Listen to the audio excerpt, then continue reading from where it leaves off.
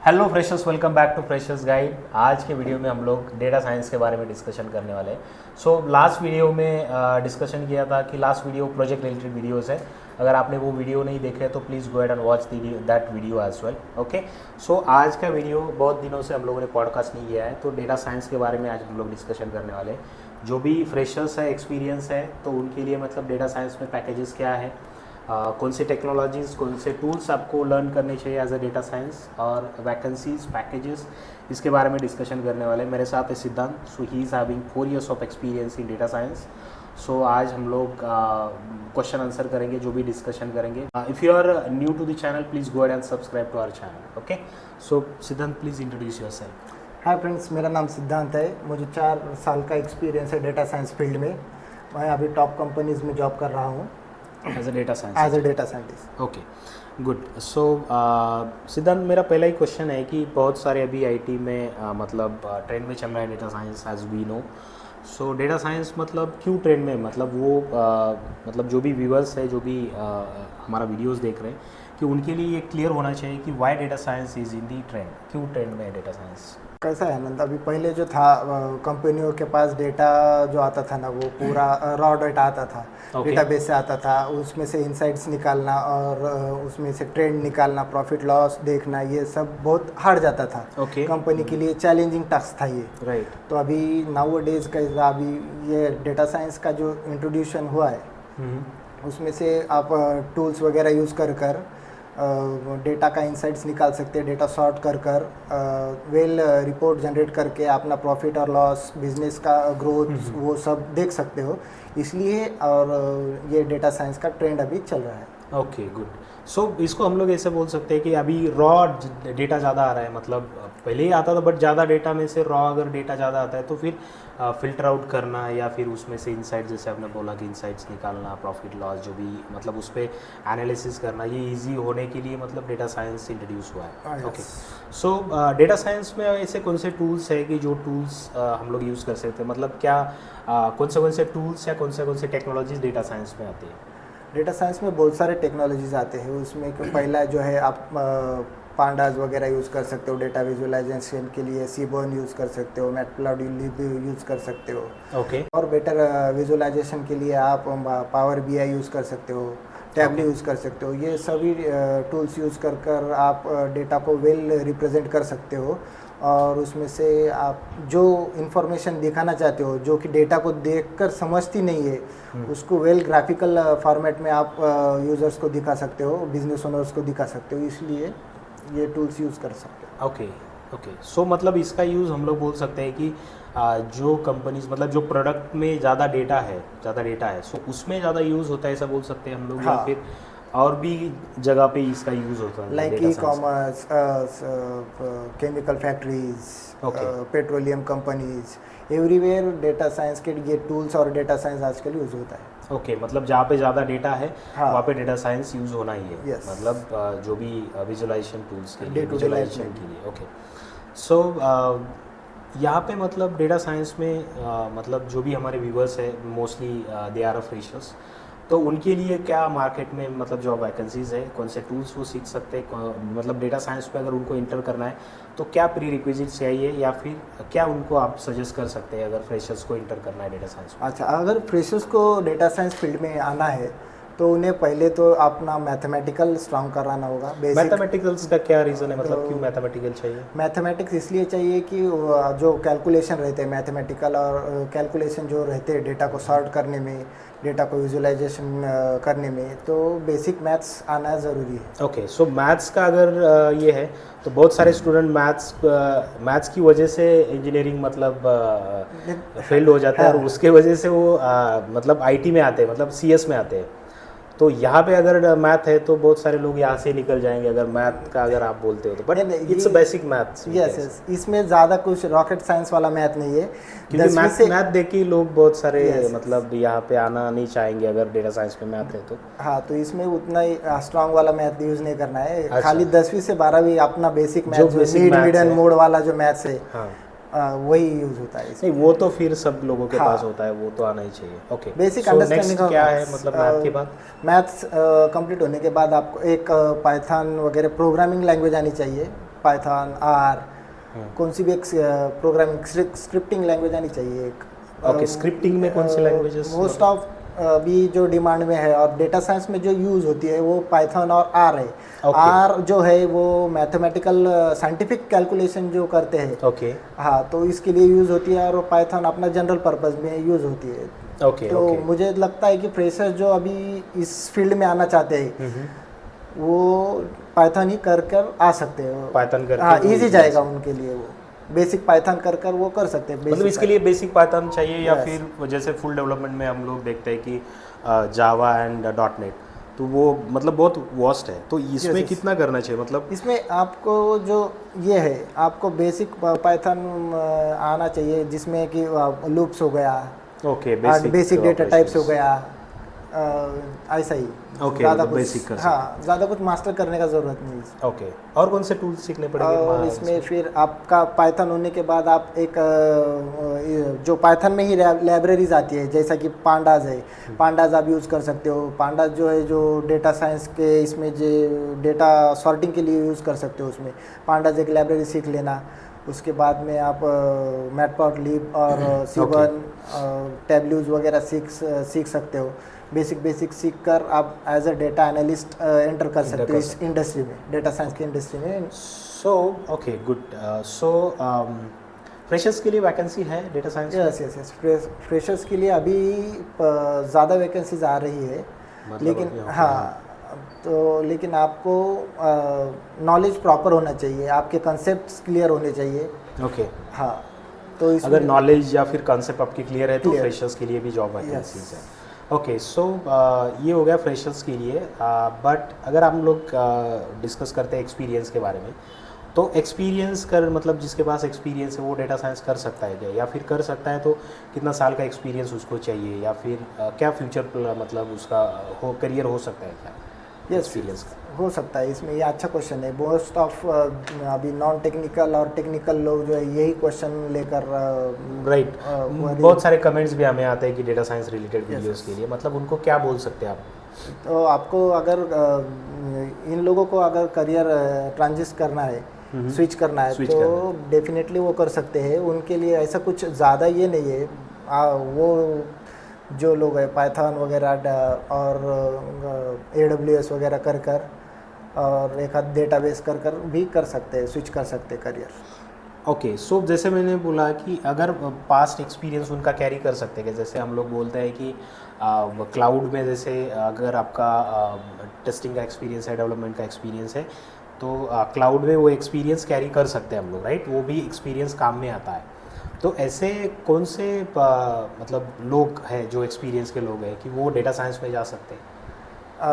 वैसे तो same tester भी जा सकता है, उसका भी एज एक्सपीरियंस ही इधर काउंट हो सकता है। 2-3 इयर्स का डेवलपर्स जा सकते हैं। ओके, यस, ऐसे सभी लोग जा सकते हैं डेटा साइंस में, ऐसा कुछ नहीं है। ओके, सो डेटा साइंस मतलब डेटा का कितना बहुत बड़ा रोल डेटा साइंस में होता है। तो क्या मतलब डेटा साइंस के लिए आपको डेटाबेस का नॉलेज कितना होना ज़रूरी है? मिड लेवल का डेटाबेस का नॉलेज आना चाहिए। SQL, MongoDB, ऐसा जो डेटा कनेक्टिविटी के लिए जो लगता है, डेटा अंडरस्टैंडिंग के लिए जो लगता है मिड लेवल का लैंग्वेज नॉलेज, उतना तो आना ही चाहिए। ओके, सो डेटा साइंस में बहुत लोगों का मतलब अभी ट्रेंड में चल रहा है कि बहुत सारे पैकेजेस है। मतलब हम लोग सुनते हैं बहुत सारे काउंट, मतलब जो भी नंबर्स सुनते हैं हम लोग वो बहुत बड़े नंबर्स हैं। तो वो रियली उतने पैकेजेस है data science? Yes, companies are paying more packages for data science. हाँ, फॉर डेटा साइंस। अभी जो कैसा है आपका एक्सपीरियंस एंड आपका स्किल सेट, ये देखकर आपको कंपनीज मोर पैकेज दे रही है आज। ओके, ट्रेंडिंग में चल रहा है आज डेटा साइंस, तो पैकेज भी हायर पैकेज है। ओके, तो पैकेजेस मतलब क्या रेंज हो सकते हैं? हम लोग फ्रेशर्स को क्या रेंज है? फ्रेशर्स को आप मिनिमम आप जो अगर देखोगे तो फ्रेशर्स को अभी 5 लाख से ऊपर ही पैकेज है, और उसका नॉलेज देखकर वो बढ़ भी सकता है 10 lakh. Okay, it's depend on knowledge, क्या नॉलेज है आपके पास। ओके, एक्सपीरियंस के लिए क्या पैकेजेस? एक्सपीरियंस के लिए अभी अगर तो 2 साल का, 3 साल का, 4 साल का एक्सपीरियंस है तो अभी अबव 4 के एक्सपीरियंस वालों को 15 से 16 लाख के ऊपर का ही पैकेज मिल सकता है। यस, ओके, सो ये हो गया पैकेज के रिलेटेड। बट हम लोग जब डिस्कशन करते हैं रिलेटेड टू द वैकेंसीज, बहुत लोगों का मतलब अभी मार्केट में चल रहा है कि मतलब अभी रिसेशन है, वैकेंसीज़ नहीं है, मतलब वो टेस्टिंग में चल रहा है, वो डेवलपमेंट में चल रहा है, या फिर 2-3 ईयर्स एक्सपीरियंस के लिए वैकेंसीज़ कम है, तो डेटा साइंस में वैकेंसी का क्या सीन है? मतलब वैकेंसीज़ है या फिर अभी भी वैकेंसीज़ कम है, या फिर वैकेंसी है तो क्या एक्सपीरियंस रेंज के लिए वैकेंसी अभी मार्केट में है? जैसे अभी ये जो क्वेश्चन है वो बहुत ही अच्छा क्वेश्चन है, क्योंकि इसमें से बहुत सारे जो लोग वैकेंसी नहीं है तो फिर मार्केट में क्या क्लियर हो जाएंगे इसमें से। तो कैसा है, अभी डेटा साइंस जो फील्ड है वो अभी ट्रेंडिंग में है। राइट। कंपनियों के पास ई-कॉमर्स का डेटा आने वाला है, सभी सेक्टर में से डेटा आने वाला है। डेटा आने वाला है तो वो डेटा सॉर्ट करने के लिए आपको मैन पावर लगेगा ही लगेगा। तो मैन पावर लगेगा, इसलिए अभी ये फील्ड में वैकेंसीज बहुत ज़्यादा ये हो रही है, इंक्रीज हो रही है। ओके। आप देखोगे तो फ्रेशर्स और मिड एक्सपीरियंस और हाईली एक्सपीरियंस, ऐसे 3 कैटेगरीज में वैकेंसीज अभी अवेलेबल है। बोले तो 1 ईयर, 2 ईयर, 5 ईयर्स, ऐसा इसमें वैकेंसीज है। ओके, तो मतलब ट्रेंड में हो सकता है अभी फिलहाल, मतलब आज का क्या सीन है डेटा साइंस का? मतलब आज वैकेंसीज है डेटा साइंस? यस, बहुत ज़्यादा वैकेंसीज है। तो ऐसा कुछ एरिया है, मतलब जैसे हम लोग बोल सकते हैं वैकेंसीज के लिए कि मिड लेवल एमएनसी कंपनीज और स्मॉल स्केल कंपनी, ये 3 कंपनीज का मतलब हम लोग कैटेगराइज करते हैं। हाँ। तो इसमें से कौन से कंपनीज में ज़्यादा वैकेंसीज है डेटा साइंस? मिड लेवल्स और ज़्यादा एमएनसीज है उनके, इसमें ज़्यादा वैकेंसीज है अभी। मतलब स्मॉल स्केल या स्टार्टअप में वैकेंसीज बहुत कम है। उसका क्या रीज़न हम लोग बोल सकते हैं? डिपेंडिंग्स ऑन क्लाइंट बेसिस। अभी प्रोजेक्ट हो गए तो ही डेटा साइंस वाले लोग वो हायर करेंगे। तो जो स्टार्टअप है उनके पास ज़्यादा प्रोजेक्ट नहीं रहते हैं तो वो 1-2 ही डेटा साइंटिस्ट हायर करते हैं। लेकिन मिड लेवल और एमएनसी जो है उनके पास ज़्यादा प्रोजेक्ट होने की वजह से ज़्यादा डेटा साइंटिस्ट, डेटा एनालिस्ट वो हायर कर रहे हैं अभी। ओके। अभी जो फ्रेशर्स के बारे में डिस्कशन किया हम लोगों ने, एक्सपीरियंस के बारे में, बट अगर कोई फ्रेशर्स इंटर करना चाहता है राइट डेटा साइंस में, तो कौन से ऐसे टूल्स है या फिर उसने क्या मतलब प्रिपरेशन करना चाहिए, क्या बेसिक प्रीरिक्विजिट्स चाहिए, या कैसे step by step as a freshers data science में इंटर कर सकता है? अगर फ्रेशर्स चाहता है कि वो डेटा एनालिटिक्स में आए, यस, तो सिंपल है, वो आप पाइथन सीख कर और 1-2 अपना जो टैबलो और पावर बीआई टूल है वो सीख कर डायरेक्टली एंटर कर सकता है और डेटा एनालिटिक्स में। ओके, सो उसके लिए मतलब प्रॉपर ट्रेनिंग की ज़रूरत है या फिर सेल्फ स्टडी कर सकते हैं? सेल्फ स्टडी भी कर सकते हैं, लेकिन वो कैसा है, सेल्फ स्टडी करने के बाद जो फ्रेशर्स लोग हैं वो 4-5 दिन 8 दिन स्टडी कर छोड़ देते हैं। इसलिए वो अगर उन्होंने क्लास वगैरह किया प्रॉपर इंस्टीट्यूट में से 3-6 महीने का जो अगर क्लास रहता है वो करने के बाद तो उनको प्रॉपर नॉलेज मिल सकता है। ओके, तो कितने मंथ्स का ये ड्यूरेशन होता है अगर डेटा साइंस करना है किसी को, एक्सपीरियंस फ्रेशर्स को? तो डिपेंड्स रहता है इंस्टीट्यूट के ऊपर, 3 महीने, 6 महीने, 9 महीने, ऐसा उनका ये है। ओके, मतलब डिपेंड ऑन डेटा एनालिटिक्स के लिए 3 से 6 महीने है, डेटा साइंस के लिए 1 साल तक का ये है क्लासेस है। ओके। सो उसके बाद अगर बहुत सारे ऐसे फ्रेशर्स मैंने देखे डेटा साइंस में भी, बहुत सारे लोग अभी मार्केट में हैं कि जिनको जॉब नहीं मिल रहा है या फिर जो जॉब सर्च कर रहे हैं उनको वैकेंसीज बहुत कम है, तो मतलब उनको कॉल नहीं आ रहे, तो उनके क्या रीज़न? आपने जैसे बोला कि अभी वैकेंसीज डेटा साइंस के लिए है, बट बहुत सारे ऐसे लोग भी हैं मतलब जो कमेंट्स करते हैं, या फिर बहुत सारे लोग मैंने भी देखे हैं कि डेटा साइंस में फ्रेशर्स है, एक्सपीरियंस है, बट वो तभी मतलब मार्केट में सर्च ही कर रहे हैं, उनको कॉल्स नहीं आ रही है, तो वो क्या मतलब कुछ मतलब गलत ट्रैक पे जा रहे हैं या फिर क्या बोल सकते हैं आप उनके लिए? तो कैसा है, इसमें आपका सबसे ज़्यादा इम्पैक्ट करने वाली जो चीज़ है वो आपका रिज्यूमे है। आपको अगर कॉल वगैरह नहीं आ रहे इंटरव्यू के, आपका इंटरव्यू शेड्यूल नहीं हो रहा है तो उसमें आपका सबसे ज़्यादा इम्पैक्ट आ रहा है सीवी का, रिज्यूमे का। तो आप उसमें नए प्रोजेक्ट डाल सकते हो, कीवर्ड्स वगैरह आपके मैच कर सकते हो, और प्रोजेक्ट्स वगैरह एकदम ब्रीफ प्रोजेक्ट का इंट्रोडक्शन वगैरह डालकर आप डबल से अप्लाई करते हो तो आपको कॉल आ जाएगी। ओके, सो जैसे हमने बोला ये रिज्यूमे इम्पैक्ट करता है, तो रिज्यूमे मतलब बहुत सारे लोगों का रिज्यूमे अगर गलत है तो वो रिज्यूमे की वजह से भी उनको कॉल नहीं आते। तो आपको क्या लगता है कि क्या चीज़ें रिज्यूमे में ऐड करनी चाहिए, कैसा आपका रिज्यूमे होना चाहिए एज अ डेटा साइंस के लिए? एज अ डेटा साइंटिस्ट आपके प्रोजेक्ट में एज ए फ्रेशर हो गए तो कम से कम 2 से 3 तो भी हैंड्स ऑन प्रोजेक्ट्स आप उसमें लिस्ट कर सकते हो। Okay. जो प्रोजेक्ट्स है, अब आजकल मार्केट में गूगल पर आपको फ्री में स्टडी करने के लिए मिल सकते हैं, तो वो उसकी प्रैक्टिस कर सकते हो आप, और सेम वैसा ही एक आधा प्रोजेक्ट आप बना सकते हो कि उसकी वजह से आपको हैंड्स ऑन एक्सपीरियंस आ सकता है। और एक नया प्लेटफॉर्म है कीगल खाली डेटा साइंस के लिए ही है। कीगल पे से आप डमी डेटाबेस लेकर, डमी रिपोर्ट्स लेकर उस पर प्रैक्टिस कर सकते हो। कीगल क्या है, ज़रा थोड़ा हमारे कीगल जो है, जो एक कम्युनिटी है, डेटा साइंस वालों के लिए एक कम्युनिटी है, जिस पर क्या वो ये हो सकता है अपना क्या बोलते हैं आप, जो नए नए प्रोजेक्ट्स आते हैं, कंपनीज के चैंपियनशिप होते हैं, उसमें प्राइज रखा जाता है। ऑल वर्ल्ड के जो डेटा साइंटिस्ट है वो उसमें पार्टिसिपेट कर वो प्रॉब्लम सॉल्व करते हैं।